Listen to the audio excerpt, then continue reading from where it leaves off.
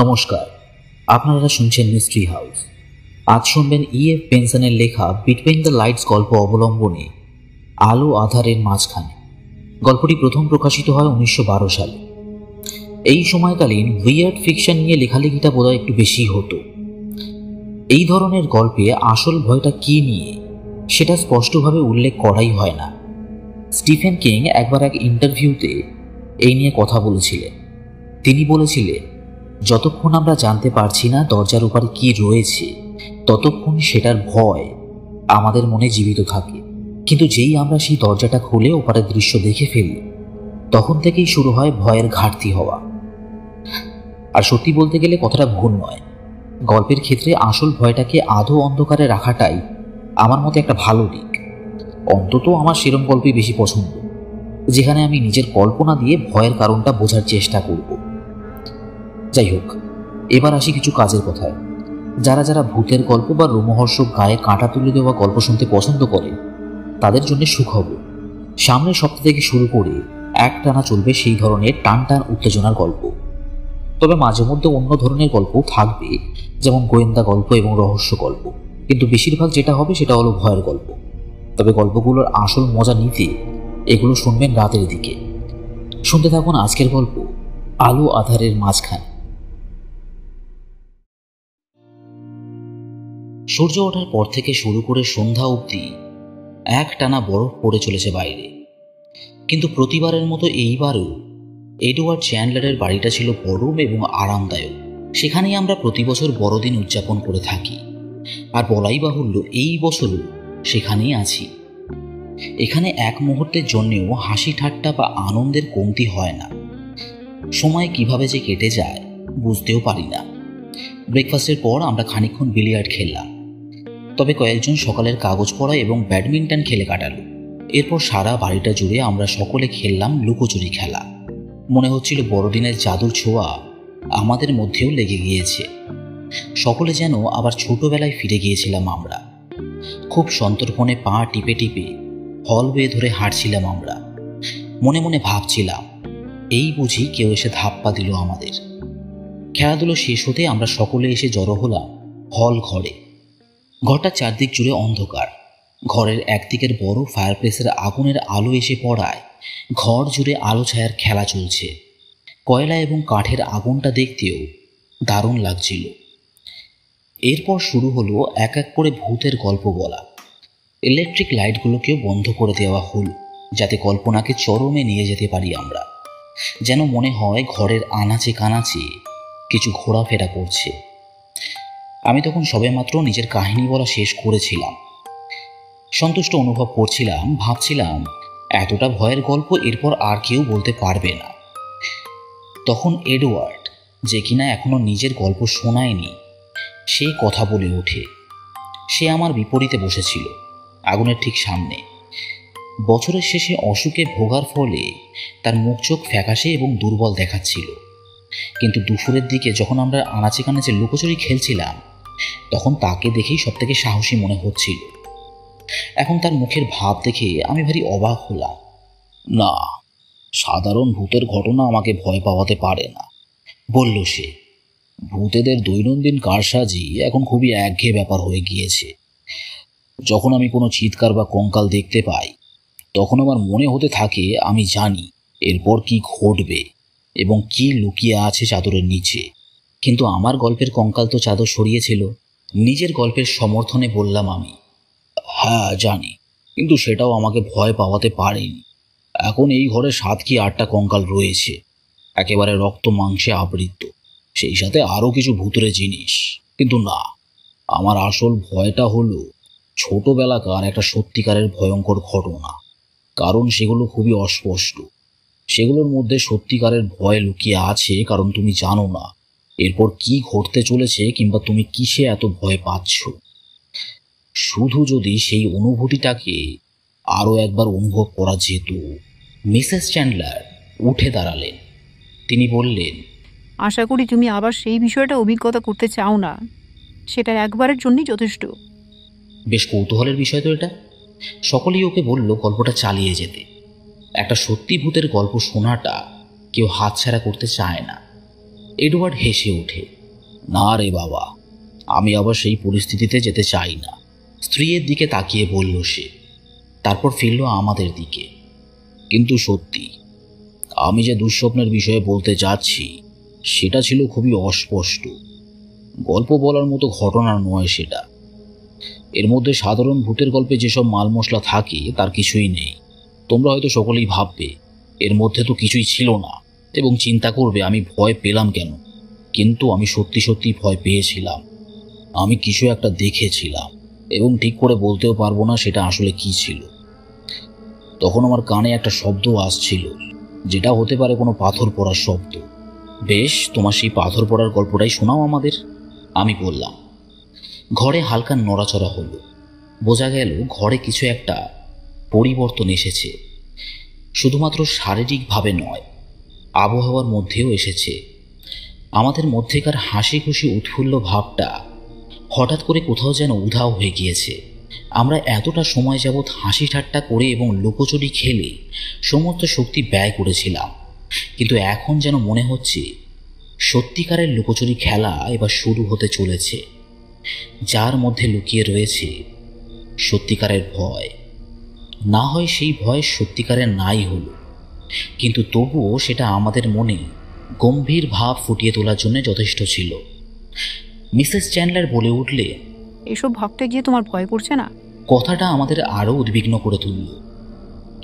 ঘরটাকে আধো অন্ধকারই রাখা হলো। শুধু জ্বলছিল আগুনটা, যার আলো ঘরের জিনিসে পড়ে দেওয়ালে ছায়ার সৃষ্টি করছে। এখন ঘরের কোণে কী কী লুকিয়ে থাকতে পারে সেটা আন্দাজ করাটা খুবই সহজ আমাদের পক্ষে।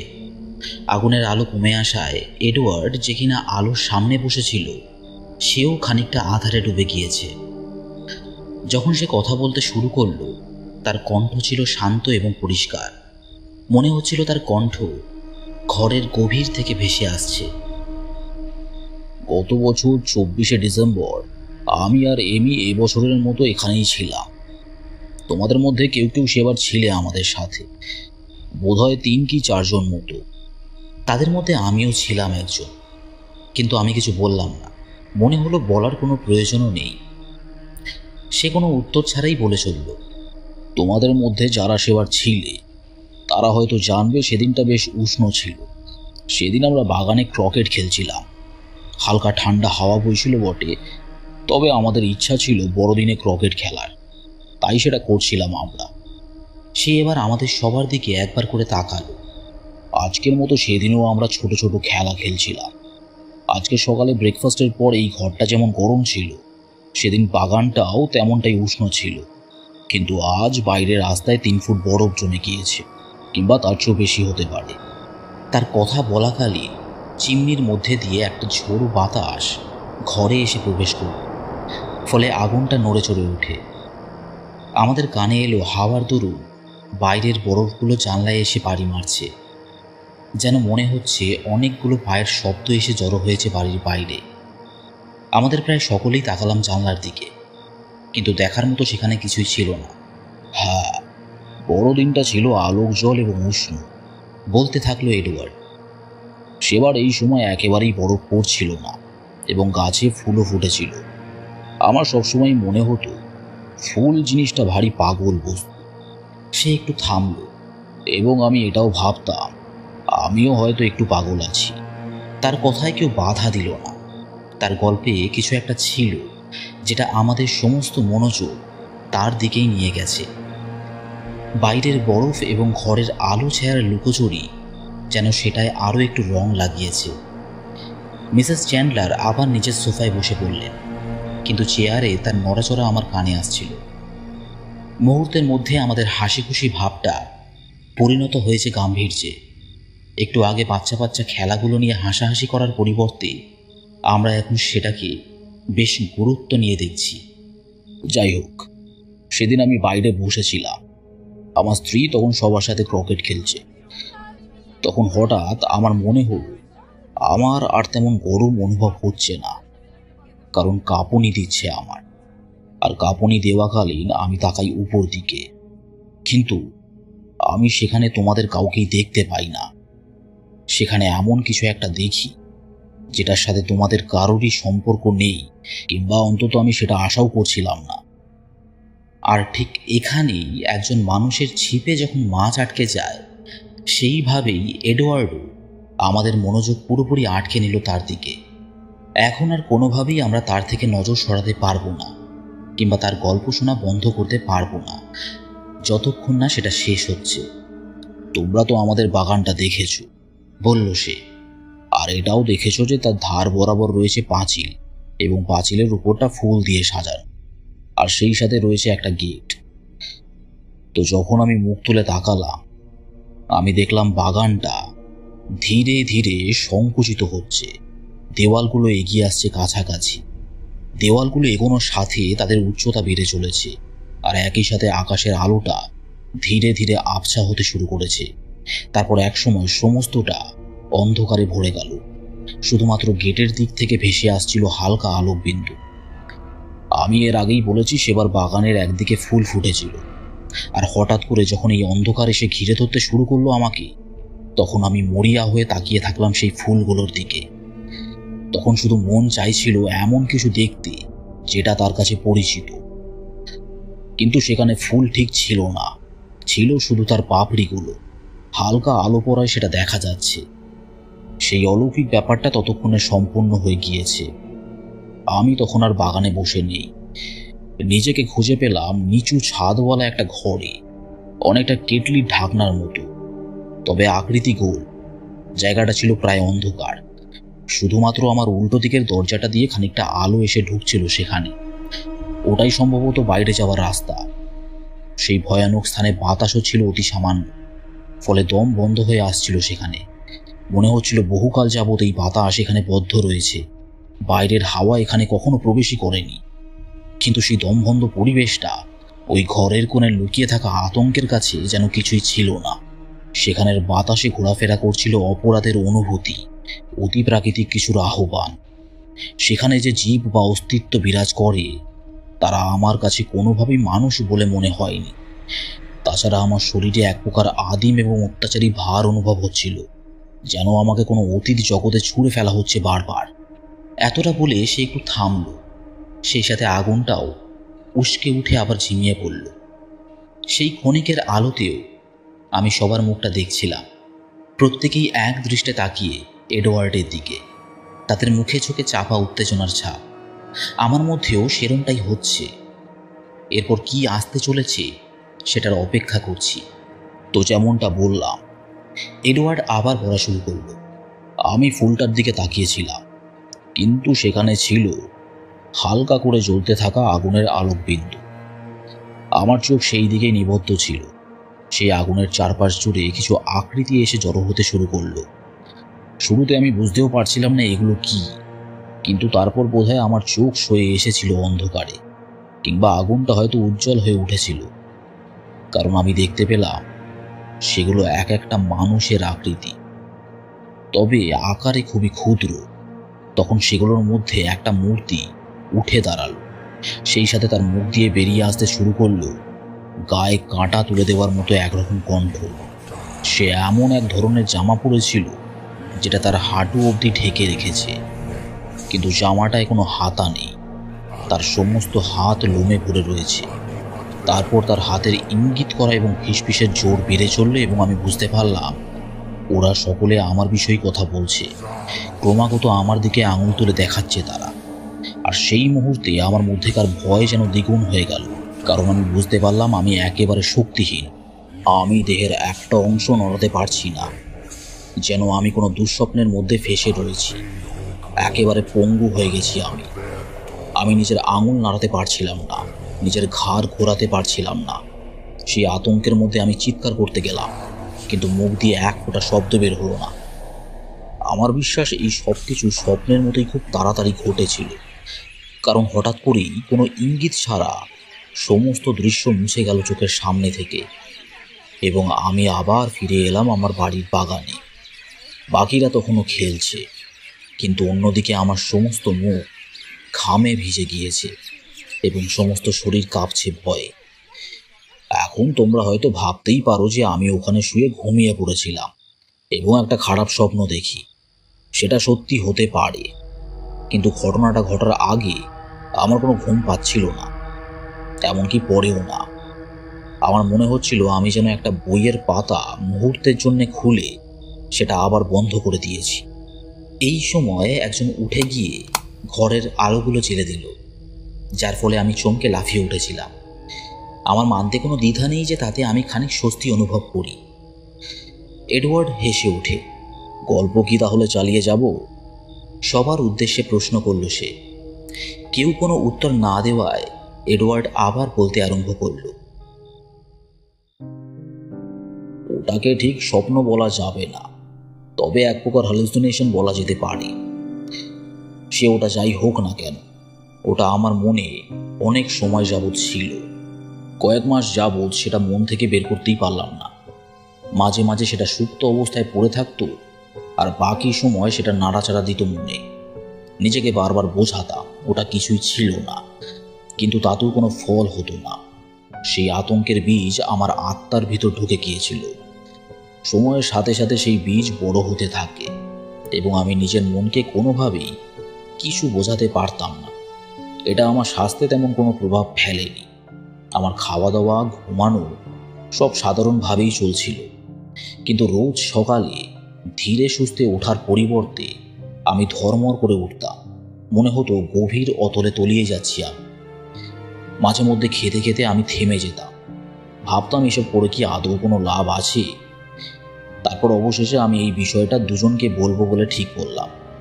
ভাবলাম কাউকে বললে হয়তো সাহায্য হতে পারে, কিংবা হয়তো কোনো ডাক্তার আমাকে বোঝাতে পারবেন যে এসব কিছুই মানসিক সমস্যার ফল। আমি আমার স্ত্রীকে বললাম, সে এসব শুনে হেসে উড়িয়ে দেয়, এবং তারপর আমার ডাক্তারকে। তিনিও হাসেন এবং আমায় আশ্বাস দেন আমার শরীর একেবারে সুস্থ আছে। তিনি আমায় উপদেশ দেন কিছুদিনের জন্য হাওয়া বদল করে আসতে। নতুন দৃশ্য দেখলে ওই কল্পনাগুলো দূর হয়ে যাবে মন থেকে। তিনি আমায় এও নিশ্চয়তা দেন যে আমার মধ্যে পাগলামির কোনো লক্ষণ নেই। গত বছর সাদারল্যান্ডের এক জঙ্গলে গেলাম বেড়াতে। জায়গাটা ছিল বন্য এবং জনমানবহীন, কিন্তু শিকারের জন্য মোক্ষম স্থান। জঙ্গলটা সমুদ্র থেকে খুব বেশি দূরে নয়। আমার গাইড আমাকে বলেছিল সব সময় আমি যেন কম্পাস রাখি সাথে করে, কারণ এখানে খুব তাড়াতাড়ি কুয়াশা জমে। ফলে যদি সেই কুয়াশায় ফেঁসে যায় তাহলে বেরোতে সমস্যা হবে, নয়তো কুয়াশা পরিষ্কার হওয়া অবধি অপেক্ষা করতে হবে, মানে কয়েক ঘন্টার ব্যাপার। শুরুর দিকে আমি সবসময় কম্পাস রাখতাম সাথে, কিন্তু যেহেতু দেখলাম আবহাওয়া সবসময় পরিষ্কারই আছে, তাই বন্ধ করে দিলাম সেটা আনা। একদিন শিকার করতে করতে এমন জায়গায় এসে পড়লাম যেখানে এর আগে আমি কখনো আসিনি। সেখানে জমির ওপর ধার বরাবর দাঁড়িয়ে রয়েছে উঁচু উঁচু পাহাড়, যার এক ধার সোজা খাড়াই হয়ে নেমে গিয়েছে হ্রদের দিকে এবং অন্য দিকটা সাধারণভাবে নেমেছে নদী বরাবর। আমার লজটা ছিল ওখান থেকে আরও 4 মাইল নিচে। ঝড় হওয়ার ফলে আমাদের ওই চূড়ায় যেতে হয়েছিল কঠিন পথ ধরে। আমার গাইড তাই বলেছিল, কিন্তু আমি তার সাথে তর্ক করি, বলি যে সহজ পথটা ধরলে জন্তু জানোয়াররা আমাদের গন্ধ পাবে না। কিন্তু তবুও সে নিজের কথাতেই জোর দিল। যেহেতু তার অভিজ্ঞতা রয়েছে, তাই আমি আর কিছু বললাম না। আমাদের চড়াইটা ছিল খুবই জঘন্য, জায়গায় বড় বড় পাথর আর গর্ত, ফলে আমাদের খুব দেখে শুনে পা ফেলতে হচ্ছিল। একটু ভুল হলেই গেছি। সব কিছুর পর বুঝতে পারলাম আমার গাইডের ধারণা ছিল একেবারে ভুল। এখানের পশুদের নাকে আমাদের গন্ধ গিয়েছে এবং সেই জায়গা থেকে আমাদের সরে আসতে হয়েছে। গাইডটি চেষ্টা করলো এটা ওটা অজুহাত দেবার, কিন্তু আমি তখন ভাবছি এসবের আসল কারণটা কি, কেন ভালো পথটা ছেড়ে এসব পথে নিয়ে এলো। এত বাধা সত্ত্বেও আমাদের ভাগ্য খুব একটা খারাপ ছিল না। 1 ঘন্টা পর চোখে পড়ল হরিণ এবং 2টো নাগাদ তাদের একটাকে গুলি করতে সক্ষম হলাম। ওখানে এক জায়গায় বসে লাঞ্চ সারলাম এবং খানিকক্ষণ রোদে বসে বিশ্রাম নিলাম। সেদিন সকালটা আশ্চর্যজনকভাবে উষ্ণ ছিল। সমুদ্রের দিক থেকে সূর্যের হালকা আলো ভেসে আসছিল, এসে ছড়িয়ে পড়ছিল নীল জলের উপর। সারাদিন এতটা ধকল যাওয়া সত্ত্বেও আমার মনটা এই দৃশ্য দেখে শান্তিতে ভরে গেল। এমনকি সেই মুহূর্তে আমি মনের কোণে খোঁজ করে দেখি আগেরবার বড়দিনে সেই আতঙ্কের স্মৃতিটা কি আমার মনে আছে। কিন্তু সেই আতঙ্ক আমি একেবারেই অনুভব করছিলাম না তখন। মনে হচ্ছিল সমস্ত প্রকার ভয় আশঙ্কা থেকে আমি মুক্তি পেয়েছি। তাই সেখানে আরাম করে নিশ্চিন্তে শুয়ে থাকলাম, শারীরিক এবং মানসিক দুইভাবেই। সিগারেটের ধোঁয়া আমার মুখ থেকে বেরিয়ে উঠে যাচ্ছিল আকাশের দিকে, তারপর অদৃশ্য হয়ে যাচ্ছিল। কিন্তু আমার বিশ্রাম বেশিক্ষণ স্থায়ী রইল না। একটু বাদেই আমার গাইড এসে আমায় বলল, এখনই বেরোতে হবে, আবহাওয়ার পরিবর্তন এসেছে। তাই সে চায় আমরা যেন তাড়াতাড়ি পাহাড় থেকে নেমে যাই এবং যে পথে এসেছি সেই পথেই যেন আবার ফিরে চলি, কারণ যা দেখা যাচ্ছে কুয়াশা জমতে শুরু করে দিয়েছে। আমার গাইড বলল যে বেশি দেরি করে ফেললে আমরা হয়তো কুয়াশায় ফেসে যেতে পারি। সে ইঙ্গিত করে কঠিন রাস্তাটার দিকে। আমি তার দিকে অবাক হয়ে তাকাই, কারণ ডান দিক বরাবর যে পথটা রয়েছে, যেটা চলে গেছে নদীর দিকে, সেটা দিয়ে নামাটা বেশি সহজ হবে। এখন বেফালতু আবার সেই পাথর ডিঙিয়ে ফেরার কোনো মানে হয় না। আমি নিশ্চিত ছিলাম আমার গাইডের কাছে নিশ্চয়ই কোনো গোপনীয় কারণ আছে যার দরুন সে সেদিক দিয়ে যাচ্ছে না। কিন্তু সে একটা বিষয় ঠিক বলেছিল, কুয়াশাটা সত্যি এগিয়ে আসছে সমুদ্রের দিক থেকে। আমি কম্পাস বের করতে পকেটে হাত ঢোকাই, কিন্তু উপলব্ধি করি সেটা আনতে ভুলে গিয়েছি আমি। তারপর অদ্ভুত কিছু একটা ঘটে। আমরা তর্কাতর্কি করতে গিয়ে অনেকটা সময় নষ্ট করেছিলাম। আমি সোজা পথটা দিয়ে যাবার জন্যে বেশি জোর দিচ্ছিলাম, অন্যদিকে গাইড যেতে চায় দুর্গম পথ ধরে, সেটা নাকি বেশি সুরক্ষিত। তারপর একসময় আমি নিজেই এগিয়ে চলি সোজা পথটা ধরে। তাকে বলি তর্ক করা বন্ধ করে আমার পিছনে আসতে। যেটা আমার সব থেকে বিরক্তিকর লাগছিল যে লোকটা তবুও পিছন থেকে ভুলভাল অজুহাত দিয়ে যাচ্ছিল। বলছিল এই রাস্তাটা নাকি পিচ্ছিল, খুব লম্বা, কিংবা এখানে সাপ আছে। যখন দেখলো আমি কিছুতেই মানছি না, তখন সে হাল ছেড়ে চুপচাপ আমার পিছনে আসতে থাকে। মাঝ পথে যখন আমরা পৌঁছেছি, ততক্ষণে কুয়াশা ঘিরে ফেলেছে আমাদের। ঢেউয়ের মতো এগিয়ে আসছিল সেটা। তারপর 3 মিনিটের মধ্যে আমরা ঢুকে গেলাম গাঢ় কুয়াশার ভিতর। নিজের হাতটাও ঠিকমতো দেখতে পাচ্ছিলাম না। নিজেকে ধন্যবাদ জানালাম এই ভেবে যে এই অবস্থায় আমাকে আর পাথর ডিঙাতে হবে না। নিজের দিক নির্দেশনার প্রতি আমার ভীষণ বিশ্বাস ছিল। এইভাবে আমি দিক পরিচালনা করে চললাম, মনে বিশ্বাস নদীর পাশের রাস্তাটা আমি ঠিক খুঁজে বের করব। তখন একটা আলাদা রকমের আনন্দ এবং শান্তি পাচ্ছিলাম। আগের বড়দিনের পর এরকম স্বাধীন ভাব আমি একেবারেই অনুভব করিনি। নিজেকে বাচ্চা ছেলের মতো মনে হচ্ছিল। কিন্তু অন্যদিকে কুয়াশা আরও গাঢ় হতে শুরু করেছে এবং শীঘ্রই সেটা নিজের শরীরেও অনুভব করতে পারছিলাম। ঠান্ডা এক স্পর্শ যেন হাড় পর্যন্ত কাঁপিয়ে দেয়। কিন্তু তবুও রাস্তার খোঁজ পাচ্ছিলাম না। এই সময় পিছন থেকে গার্ডটি নিজের মনেই কিছু বলে উঠল, কিন্তু আমাকে উদ্দেশ্য করে কিছু বলল না। মনে হলো সে যেন আমার কাজ ঘেঁষে ঘেঁষে চলছে, যেন সে ভয় পেয়েছে। পৃথিবীতে এমন অনেক ধরনের মানুষ হয় যাদের সাথে থাকাটা খুবই অপ্রীতিকর, যেমন মাতাল, পাগল ইত্যাদি। কিন্তু আমার মনে হয় সবচেয়ে বিপজ্জনক হলো কোনো ভীত মানুষের সাথে থাকা। এই ভয় ছোঁয়াচে হয়। আমি কিছু বুঝে ওঠার আগেই উপলব্ধি করলাম আমারও এবার ভয় করছে। আর এর মধ্যে সত্যিকারের ভয়ের দূরত্ব ছিল একটুখানি। এরপর অদ্ভুত অদ্ভুত সব অভিজ্ঞতা হতে শুরু করলো আমাদের। একবার মনে হচ্ছে মসৃণ মাটিতে হাঁটছি, আবার পরক্ষণেই মনে হচ্ছে এবড়ো খেবড়ো জমি। মাঝে মাঝে মনে হচ্ছিল আমরা উপর দিকে উঠছি, আবার এক সময় মনে হচ্ছে নিচে নামছি। ধীরে ধীরে রাত হতে শুরু করলো। তখন ছিল অক্টোবর মাস। এটা মনে করে আশ্বস্ত হচ্ছিলাম যে আজ পূর্ণিমা, পরে সূর্য ডুবলে চাঁদ উঠবে আকাশে। কিন্তু ঠান্ডা বাড়তে শুরু করলো এখানে, এবং খানিক পর মনে হলো আমরা বরফের উপর পা দিয়ে হাঁটছি। অবস্থা বেশ শোচনীয়, কিন্তু তবুও মনে হচ্ছিল ধীরে ধীরে সেটা ভালোর দিকেই যাচ্ছে। এই সময় ডান দিক থেকে কানে এলো জলের শব্দ। সুতরাং কিছুটা দূরেই রয়েছে নদীটা।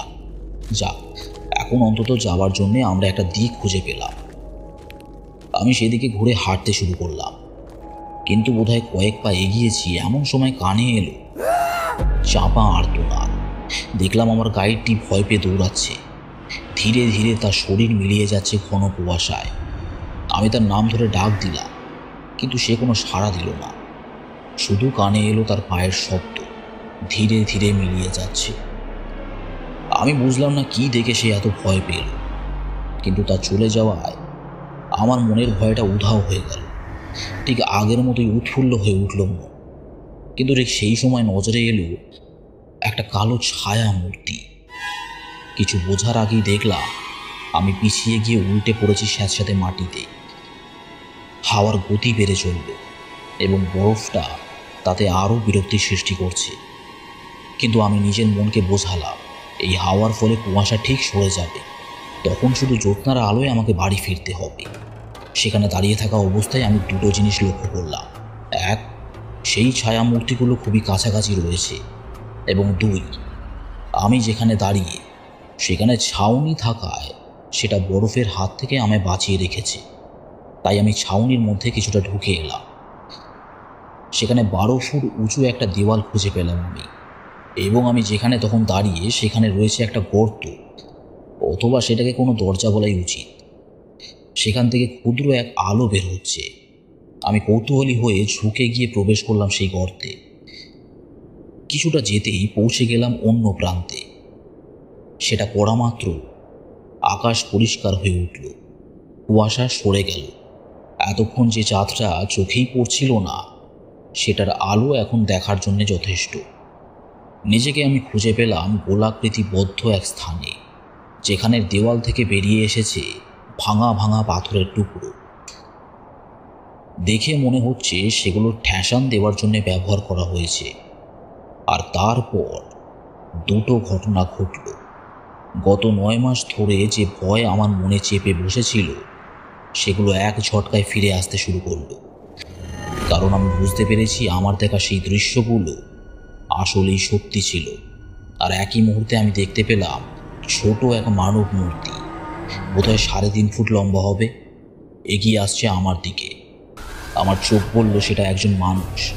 আমার কানে এলো হোঁচট খাওয়ার শব্দ, এবং আমার নাকে এলো বাতাসে ছড়িয়ে থাকা জঘন্য এক গন্ধ। আমার সমস্ত শরীর জুড়ে তখন বইছে ভয়।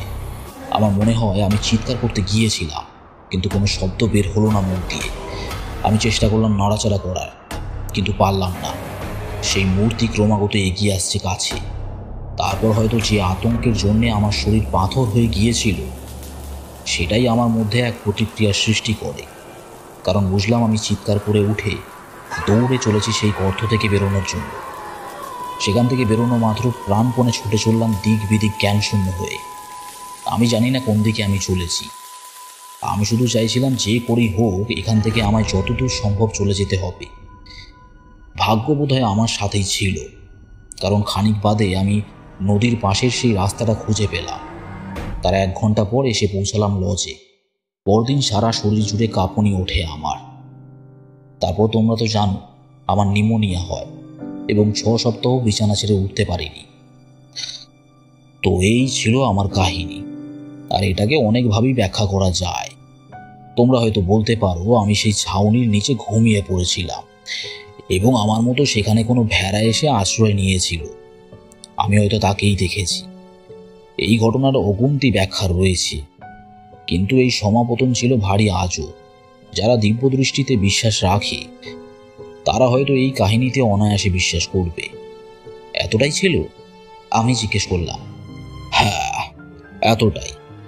আর সেটাই আমার জন্য যথেষ্ট। ওই যে ডিনারের বেল বেজে গিয়েছে, চলো খাওয়া দাওয়া করা যাক।